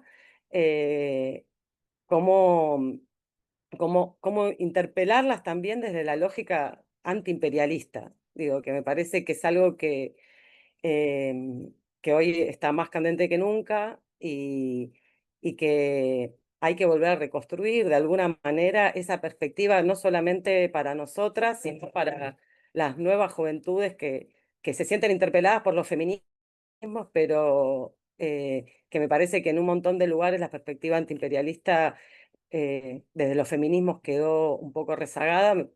Bueno, creo que esa es la tarea de nosotras, digamos, ¿no? De estos espacios, de estos feminismos, de volver a releer nuestras prácticas, nuestras acciones y nuestras políticas desde esa perspectiva. No porque nosotras no la tengamos, pero digo, en los feminismos que movilizan, que sensibilizan, etcétera, en muchos de nuestros países, esa es una perspectiva que ha quedado relegada. Y me parece que esta etapa del capitalismo, esta etapa neocolonial, racista, etcétera, no. Bueno, la pregunta es cómo rearticular estas agendas, interpelar a las compañeras que acá se movilizan, no sé, el 8M, ayer, el lunes, millones de compañeras genuinamente politizadas contra el neoliberalismo, digamos, ¿no? Pero bueno, también la disputa es por decir, bueno, el neoliberalismo es una fase del capitalismo, del imperialismo, que acá actúa así y en otros los países de nuestra América de otro modo, y tenemos que todas construir un espacio, una campaña, un momento de solidaridad que permita volver a conectar estas distintas dimensiones, que creo que se está haciendo. Digo, no sé, acá en Argentina la movilización, las asambleas preparatorias, todas nosotras llevamos la discusión sobre la guerra imperialista, que es una guerra contra la reproducción social, es una guerra contra las mujeres, contra las diversidades, por reorganizar o reponer un orden de género en donde, como decía la compañera, genere el atrincheramiento, ¿no? El atrincheramiento identitario, el atrincheramiento político, esta cosa del encierro. Pero que, esto decía, pero que por primera vez después de mucho tiempo volvimos a poner en el centro de la escena la discusión del antirracismo, la discusión del imperialismo, em, las referencias también al juicio por Berta, recordando una década sin Berta, que para el feminismo popular argentino Berta Cáceres fue muy importante porque nos formamos con ella, para nosotras era un faro de poder pensar la lucha anticapitalista con la lucha ambiental, con la lucha feminista, que podía encarnar todas esas luchas y no presentarlas como cajas separadas, digamos, ¿no? Y bueno, y la consigna de la movilización tuvo que ver con esto. Me parece que eso para nosotras, feministas, populares, pero antiimperialistas, anticoloniales, es un escenario de oportunidad, y que escenario de oportunidad para esto, para interpelar a nuestros feminismos en cada país en relación a la situación que está atravesando Venezuela, no como solamente de solidaridad como algo ajeno, sino lo que sucede ahí, como lo que sucede en Siria, como lo que está sucediendo en Palestina, forma parte de la misma opresión que nos está sucediendo a todas, ¿no? Y es decisivo el desenlace, tanto de Venezuela como la solidaridad de Cuba, que nos enseñó a luchar, digamos, que es decisivo también en la posibilidad de derrotar a las derechas extremas, ¿no? Que hoy aparecen en todo el Cono Sur, en toda la región, con niveles de violencia inusitados. Nada, como eso es lo que quería traer. Gracias, May, por el esfuerzo de conectar los procesos en este momento de avance del imperialismo, que es justamente nuestro asunto de hoy. Yo puse aquí en el chat el texto que hablaba May de Tricontinental, que es un dossier muy importante, y estamos abiertos para el debate. Un recuerdo importante es que estamos con interpretación, entonces es importante que hablemos despacio para ayudar a nuestras intérpretes, ¿ok?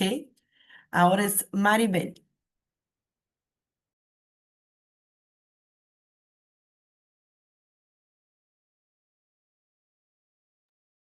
Saludos a todas, compañeras. Para mí ha sido también bien conmovedor escuchar las palabras de la compañera Alejandra y saber lo que está sucediendo en los países de Latinoamérica. Y como dice Bad Bunny, América somos todos. Eh, yo voy a dar una información porque ya hemos compartido. De Puerto Rico va a salir para el 10 de abril una brigada la brigada se llama Hugo Chávez Fría, donde se va a estar compartiendo con el pueblo venezolano, donde van a estar 10 días. No sé si ustedes tienen conocimiento sobre la red de solidaridad con Cuba y las causas justas. Y va a haber un contingente de militantes que van a estar en Venezuela.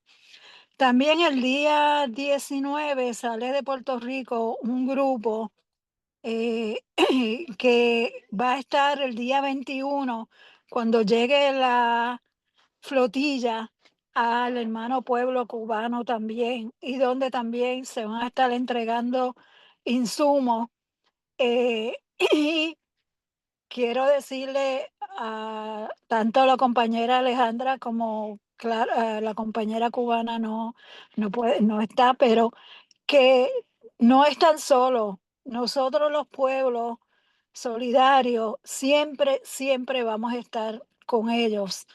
En mi caso, a mí también me gustaría, y una de las cosas que quiero también saber, yo voy a estar en Brasil en la conferencia antifascista y me gustaría saber si alguna de ustedes va a estar ahí, porque me gustaría conocerla y compartir la situación de la colonia que vivimos nosotros diariamente.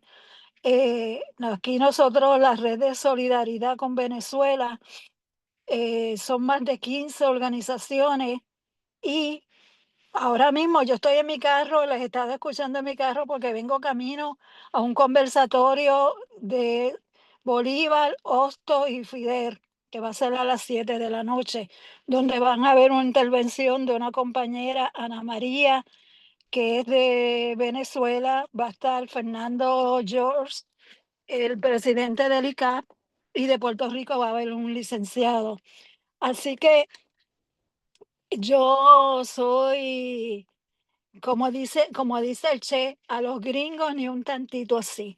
Así que, compañera, seguimos en lucha, seguimos en resistencia y espero verlas algunas de ustedes en Brasil y, y saludarlas y poder compartir. Un abrazo solidario. Gracias, Maribel. Estaba aquí la compañera María de Carmen, que es de Río Grande do Sul, donde va a pasar el encuentro y está acompañando más de cerca, pero creo que ya salió. Voy a la cuela para ver si puede volver, pero nos quedamos en diálogo. Estaremos allá incierto. ¿Cómo Pasa- no? Gracias. Gracias tú. Paso para Paulina y estamos abiertas. Hola, buenas tardes, compañeras. Es difícil, es harta la información, son muchas las emociones también. Bueno, mi nombre es Paulina, soy militante de Izquierda Libertaria, también milito en Modatima, pero estoy acá hoy día por la IL, por Izquierda Libertaria de Chile, y y bueno, las escucho y claramente a uno se le aprieta todo, ¿no? Como que el pecho, el corazón, pasan cosas en el cuerpo y nada, de adentro nace una fuerza que es difícil a veces de explicar, pero que está viva, ¿no? Y yo quiero primero, antes de la intervención, como mandar un abrazo grande con toda esa fuerza, con toda esa energía, con todo ese Nehuen, a todas las compañeras que están resistiendo en Cuba, Venezuela, Salvador y toda nuestra América, ¿no? Vivimos tiempos complejos, difíciles. Nosotros el día de ayer acabamos acá en Chile de vivir el cambio de mando. Asume José Antonio Kast, también un, un sector de la extrema derecha. Entonces estamos prontas a vivir muchos de los cambios, situaciones, violencias que muchas de ustedes ya están atravesando. Así que, bueno, desde acá también nos estamos atrincherando, también ya en nuestro 8M también salimos a las calles, nos manifestamos desde los distintos sectores, desde el mundo del trabajo, desde el mundo de las organizaciones medioambientales, desde el mundo también de la educación. Las mujeres y las disidencias salimos a marchar este 8M. Tuvimos unas muy buenas convocatorias, así que eso también como mujeres del movimiento feminista nos llena también de satisfacción en términos de que sigue siendo, al parecer, el feminismo uno de los movimientos más importantes eh, eh, eh, en Chile en términos de que se mantiene, ¿no? Que se ve una fuerza viva ahí. Y bueno, son muchas las reivindicaciones, son muchas las luchas. Por acá, bueno, escuchaba al principio, ¿no? El mensaje de Berta, sin duda emociona también escucharla siempre. Y me vino a la memoria el caso también de Julia Chuñil, de Macarena Valdés, de Lorenza Cayuán, de la Machi, también Francisca Liconao, que fue también muy perseguida, de las hermanas Quintremán. Y así también cada territorio ha vivido persecución, sobre todo de a mujeres, ¿no? de los pueblos originarios, mujeres luchadoras sociales que reivindican la lucha por la tierra y la soberanía. Diciendo esto, creo que es muy, muy, muy importante de que mantengamos todas nuestras redes de apoyo y solidaridad feminista vivas. No sé si yo creo que es difícil tener respuestas ante esta situación de crisis tan profunda que estamos viviendo, de violencia tan grande, no, como que digo, ¿qué hacer? Hay que hacerlo todo, no sé, ¿no? Saludos, ¿cómo estás? Muy bien. Mari, pero pienso en un par de cosas, pienso en Gracias. un par de cosas. Ya otra vez. Y Hola. creo que ahí va. Mari, tu micrófono está abierto. Y pienso en un par de cosas. Yo intenté viajar al primer encuentro internacional de Mujeres por la Paz, Cilia Flores, y me fue difícil porque, no sé, algo pasó con los pasajes, me llegó la visa, pero la comunicación no la estaba estableciendo yo directamente, la estaba estableciendo un compañero. Y ahí un poco se me viene a la mente, o sea, como que me resuena, perdón, está mi gato. Me resuena un poco lo que plantea una de las compañeras anteriormente respecto de repente ciertas lógicas y prácticas machistas que se dan en nuestras organizaciones y que tienen que ver como, incluso con estos temas, ¿no? Como que yo no creo que haya una intención, por cierto, del compañero, pero decía yo, me preguntaba, pero ¿por qué no tengo yo la comunicación directa con las compañeras o por qué no estoy yo conversando con ellas para ver el tema del pasaje? Estuve con mi bolso listo hasta última hora y al final me dijeron que los pasajes no llegaron. ¿Ya? Entonces, creo que ese tipo de cosas, creo que hay que irlas viendo, resolviendo. Me gustaría que tuviéramos un canal directo de comunicación de Mujeres del Alba Movimiento, quizá un WhatsApp, o sea, tener un espacio de directo de comunicación y eso, y saber, me gustaría saber si es que hubo alguna síntesis de este encuentro. Creo que hay que potenciarlo, no sé cuáles fueron las síntesis, pero creo que este encuentro internacional de Mujeres por la Paz, o sea, convoca a muchas mujeres que quizás, como decía otra compañera también, tenemos que convocar, ¿no? Mujeres que no están aquí, que no militan con nosotros, pero que están dándose cuenta de que hay afuera ocurriendo un genocidio, una guerra, matanzas, con lo que pasó en esta escuela con las niñas iraníes que nos quebró brutalmente. O sea, creo que estos espacios pueden lograr convocar a otros sectores de compañeras o mujeres que militantes y no militantes. Eso creo que es importante reforzar entonces este espacio de encuentro internacional de Mujeres por la Paz, y me parece también que algo que nos ha permitido el encuentro y nos ha permitido robustecer y poder potenciar la lucha de los territorios son las escuelas de formación. Creo que en este periodo donde, claro, nosotras no tenemos, ¿cierto?, hoy día un ejército que sea capaz de ir a pelear en términos súper material y concreto, lo estoy diciendo, o sea, bombas, ¿cachai? O sea, no lo tenemos, pero sí creo que podemos sembrar un ejército de ideas, sí creo que tenemos esas capacidades. En términos de formación, en términos intelectual, en términos valóricos. Creo que ahí podríamos tratar de generar una instancia, un espacio de formación política, pero que sea feminista, que sea hecha por nosotras, para nosotras, y abierta, obviamente, me imagino yo, a compañeros también, pero que pueda ser liderada por mujeres. No sé si existe, a lo mejor ya está el espacio, no lo sé, pero dentro de lo que se ha hablado hoy día, me parece de que sería a lo mejor una iniciativa. De manera que podamos ir fortaleciendo esto de la disputa en el campo de las ideas y de los sentidos comunes, ¿no? Creo que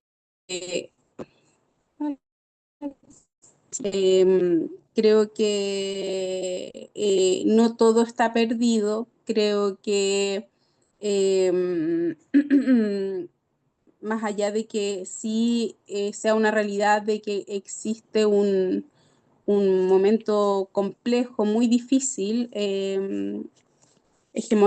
hegemónicamente muy violento, ¿no? Por parte de estas del imperialismo, por parte de estos gobiernos de extrema derecha que están vinculados o en el fondo son como la retaguardia del imperialismo yanqui.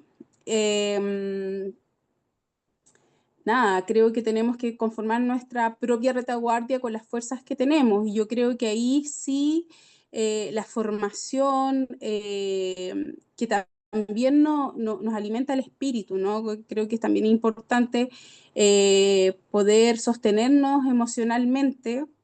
Y en esa línea creo que la formación, la pedagogía, tiene mucho de eso, ¿no? Como que podemos crecer, podemos convocar, podemos fortalecernos como militantes, podemos convocar a más mujeres, diversidades, compañeros también en nuestros territorios, y de esa manera también nos sostenemos nosotras y nosotros.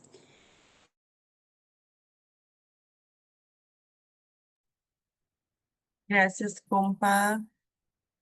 Seguimos con nuestra articulación en lucha con Diane de Puerto Rico. Gracias, Ana, y gracias a todas. Nada, un abrazo nuevamente solidario, me uno a las palabras de todas las compañeras. Desde aquí, desde una nación invadida y ocupada por Estados Unidos desde 1898, que recientemente ha sido nuevamente subordinada a un ente que controla nuestro presupuesto, que controla nuestras vidas, la Junta de Control Fiscal impuesta por el Congreso de Estados Unidos, que a través de medidas de austeridad eh, eh, se hacen recortes en los servicios esenciales continuamente, la salud, la educación, eh, donde el acceso a vivienda, como sucede en todos nuestros países, se precariza o se limita más y más y más, y dentro de estos procesos donde nos precarizan nuestras vidas, están las mujeres adelante sosteniendo la familia, sosteniendo las comunidades. Siguen las mujeres liderando movimientos de liberación, movimientos de denuncia aquí en Puerto Rico. Y pues quería resaltar eso, compañeras, mujeres que siguen sosteniendo comunidades, que a través de proyectos comunitarios como lo hacen todas ustedes dentro de sus territorios, siguen llevando la revolución. Y para mí, las palabras de la compañera Andrea realmente me fueron de fortaleza. En momentos en que caminamos cabizbaja, porque somos, por lo menos estoy hablando desde mi experiencia personal, con mucha desmotivación y dolor, porque nuestra nación ha sido utilizada nuevamente como enclave militar para hacerle daño a nuestras hermanas naciones, hermanos en nuestra América. Y es doloroso. Pero al escuchar a Andrea, el entender de que la revolución es continuar el proyecto emancipador que significa la revolución bolivariana, es continuar ese proyecto para hasta que logre su objetivo mayor de que Venezuela pues sea todo ese proyecto emancipador que es el Estado comunal, ¿no? Pues me llenó de tranquilidad, porque no tenemos que tener las bombas atómicas, los misiles. Hoy día pues no tenemos que atacar el Congreso de los Estados Unidos como hicieron nuestros patriotas en 1950, liderados por Lolita Lebrón, nuestra ancestra. No tenemos que hacer eso. Lo que tenemos es que seguir fortaleciendo nuestras comunidades, nuestros proyectos comunitarios, hacia ese proyecto socialista al que todos aspiramos. Y de verdad les agradezco tanto esta oportunidad de volverles a ver, de volver a escucharles, de reencontrarnos en estos momentos, como dice Paulina, tan complejos. Así que les abrazo fuertemente y gracias. Y todo mi amor para ustedes. Gracias, Dayan. Gracias, compas. Qué difícil cerrar el encuentro y bueno, seguir con nuestras tareas, ¿no? Con la vida en general. Ahí no sé, compas, si alguna más quiere levantar la mano o decir algo. Es ahora este momento. Ya vamos casi 2 horas de reunión y de encuentro virtual. Así que no sé si alguien quiere aportar algo más, pero nada, simplemente si no hay otra intervención, agradecerles desde Alba Movimientos, desde la Asamblea Internacional de los Pueblos, desde el Tricontinental también, agradecerles la participación. Fue una semana muy compleja porque, bueno, hay muchas actividades. Ahí levantó la mano Gonzalo. Gonzalo, ¿nos escuchás? Compa de México. Sí, aquí estoy, Flor. Buenas tardes a todas y todos. Qué gusto volvernos a encontrar. Y nada más para dar lectura a un documento que se distribuyó acá entre las compañeras y darles un abrazo a las compañeras de Cuba, de Venezuela, a todas nuestras compañeras que están dispuestas a llevar hasta sus últimas consecuencias la transformación en cada una de nuestras regiones. Y el trabajo que desarrollan en territorio, que hemos sido testigos de lo que hace Wendy, de lo que hace Soyanara, lo que hacen cada una de nuestras compañeras, y que nos da mucho gusto que ese espíritu de perseverancia pueda ser transmitido a nuestras compañeras aquí en la plataforma. Hay varias compañeras de México, de varios estados, y queremos, a ver si no me alargo mucho, disculpe.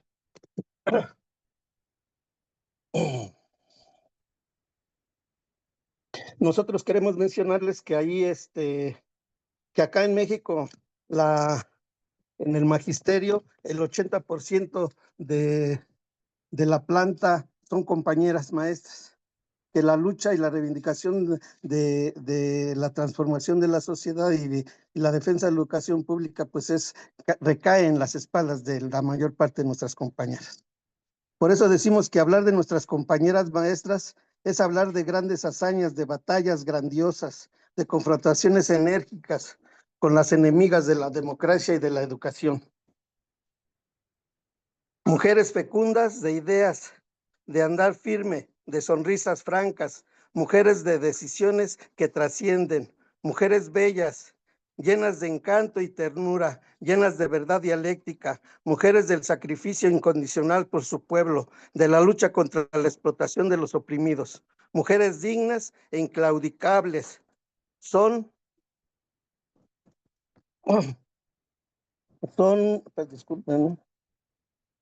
un infinito manantial de justicia y esperanza, heroínas del magisterio democrático, ejemplo de un torrente fértil, de conciencia revolucionaria, esperanza y emancipación por el cambio radical de la sociedad.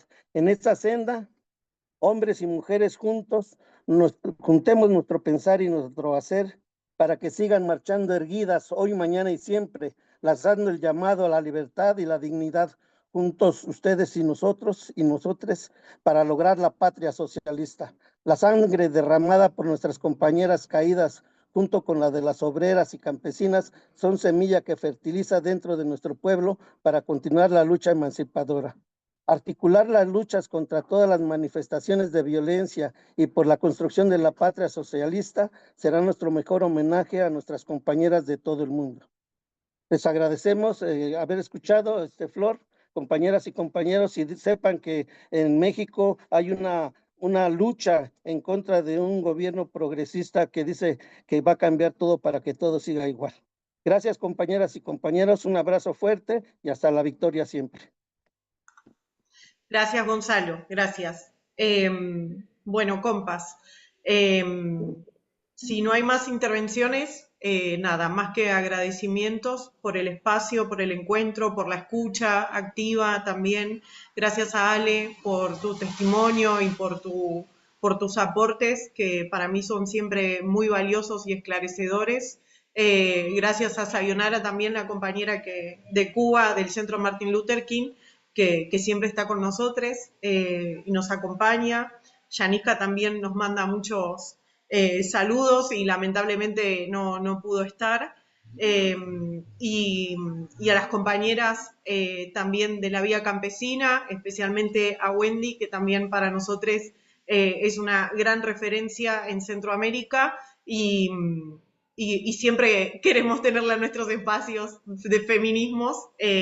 Así que creo que podemos, me parece que la tarea ahora es poder seguir generando estos encuentros, que nos podamos encontrar, trabajar juntas, ¿no? Compartir nuestras experiencias y también buscar la manera de articularnos.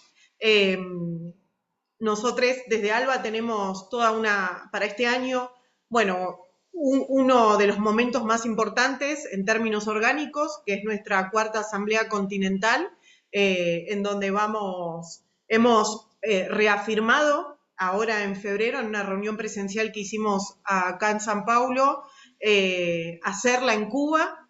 La asamblea va a ser en Cuba, solo tenemos que terminar de cerrar las cuestiones más logísticas por la situación, digamos, en la que se encuentra la isla. Nos dimos ahora hasta la última semana de marzo para poder confirmar la fecha.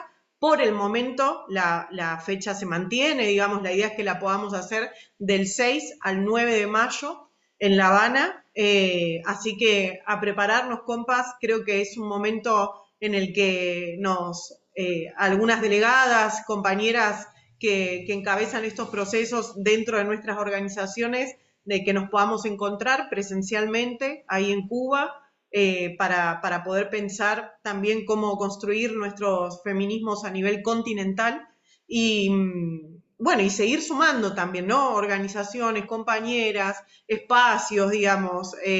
Creo que en este momento requiere es algo que venimos discutiendo con la coordinación política de ALBA, requiere un momento de mucha apertura, de unidad y de seguir, de abrir estos espacios para debatir y construir, digamos, juntos, porque el enemigo está cada vez más agresivo y es cada vez más difícil. Así que vamos a seguir seguramente buscando la manera, y como decía recién la compañera de Modatima, a ver si construimos, no sé, un grupo de WhatsApp o convocamos quizás a una reunión como más relajada, digamos, quizás una reunión donde tengamos que preparar un temario, digamos, para ver temas, pero en la que podamos compartir y preparar juntas. También creo que ir camino, digamos, a la 4ª Asamblea Continental, y también encarar algunas acciones de solidaridad desde esta perspectiva, ¿no? de nuestros feminismos. Con respecto a Venezuela y a Cuba, tenemos algunas fechas en nuestros calendarios que son importantes. Una de las más importantes va a ser ahora el 26 de marzo, en donde aparentemente va a haber una declaración de parte de Maduro y Cilia ahí en Nueva York, así que estamos buscando que los espacios de abogados, abogadas, de juristas, también se puedan articular para poder tener una posición y una fuerte defensa desde ese campo, y exigir la liberación de Cilia y de Maduro.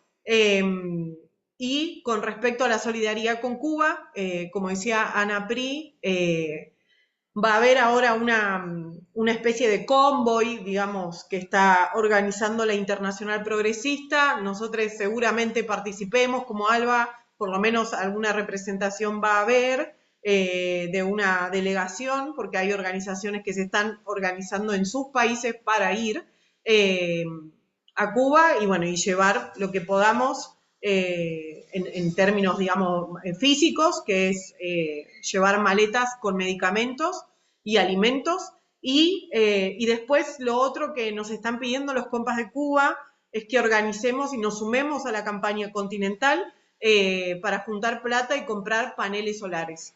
Hoy hay esta dificultad de la falta de combustible y de la falta de estructura que hay para poder mejorar. La central eléctrica cubana es el problema más grave, digamos, que está, de todos los problemas que hay, es uno de los más graves, el de la falta de energía, y una forma, digamos, de subsanar es poder avanzar hacia un proceso de transición y de soberanía energética con la energía solar.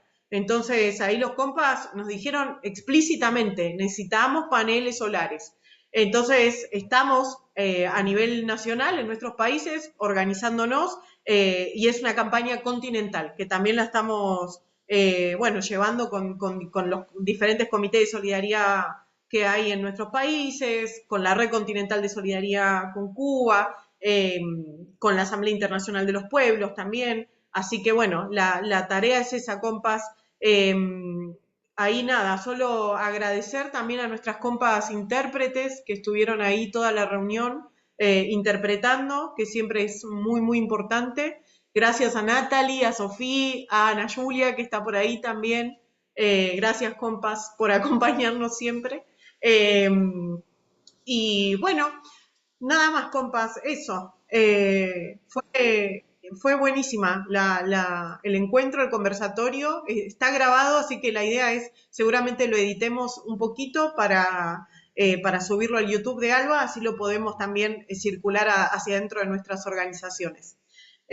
Nada, yo les mando un abrazo enorme, fue increíble escucharlas, siempre para mí es muy, muy, muy fuerte, muy potente y renueva, ¿no? Como las energías, como decía Dayan, venimos un poco angustiadas por todo lo que está pasando y a veces es difícil encontrar la claridad, ¿no? De por dónde hay que seguir y bueno, y enfrentar además la situación económica colectiva e individual que nos toca a este escenario.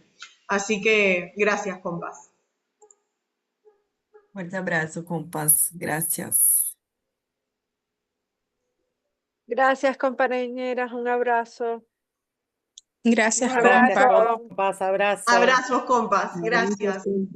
Chao a todos, que estén muy bien. Chao. Un gusto. Hasta luego. Abrazo, compañeras y compañeros. Hasta luego. Gracias.